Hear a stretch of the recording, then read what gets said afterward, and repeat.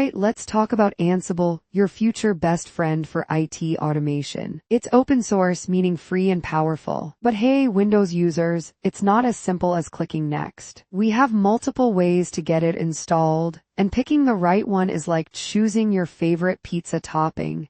It totally depends on your preference. Stick with me, and I'll make this process as easy as ordering food online. I'm Amelia James, a technology expert with 13 plus years of experience designing and delivering human resource management systems that actually work for people. I specialize in building scalable integrated HR platforms that streamline processes, enhance employee experience, and give leadership real-time, actionable insights. Imagine having a personal assistant who handles your tedious IT tasks. Sounds great, right? Well, that's Ansible in a nutshell. It runs on easy-to-read YAML files, requires no agents, so no extra mess, and is a DevOps darling. If automation excites you more than a perfectly brewed cup of coffee, then you're in the right place. Now, why should Windows users care about Ansible? Well, it makes managing configurations a breeze, eliminates those pesky repetitive tasks, and fits perfectly into Windows environments. Think of it as your productivity booster,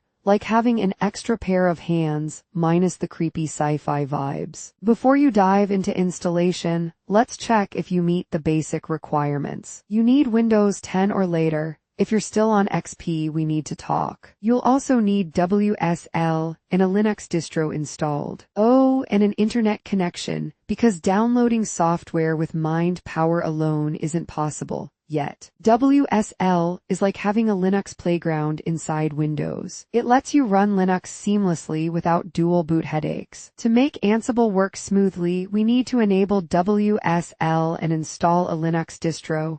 Ubuntu is a solid choice. Don't worry, I'll guide you through each step like a GPS, but without the annoying recalculations. First up, open PowerShell as administrator. Yes, Windows loves making you feel important. Run the magic command WSL install, let it do its thing, then restart your machine. Finally, double-check your installation with WSL list. If you did everything right, congratulations. You're officially one step closer to Ansible awesomeness. Now it's time to get Ubuntu from the Microsoft Store.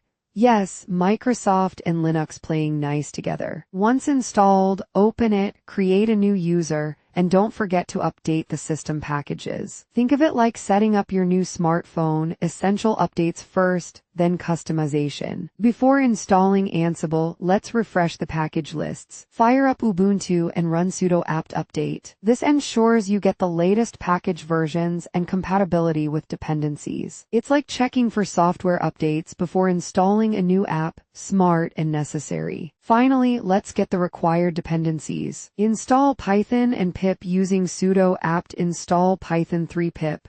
Check if Python installed correctly. Then install Ansible with pip install Ansible. To confirm everything works, run Ansible version. If all goes well, give yourself a high five. Alright folks, we've made it to step 5, installing Ansible. First, grab the latest Ansible package. Think of it like getting the newest gadget. Then make sure all required dependencies are in place, because nobody likes missing puzzle pieces. Run the installation script like a pro. And finally, verify that everything's working. A quick check now saves a headache later. If installing Ansible the usual way isn't your style, method 2 comes to the rescue, Cygwin. Download and install it, carefully choosing the necessary packages like you're curating a playlist. Next, configure the environment so Ansible feels right at home.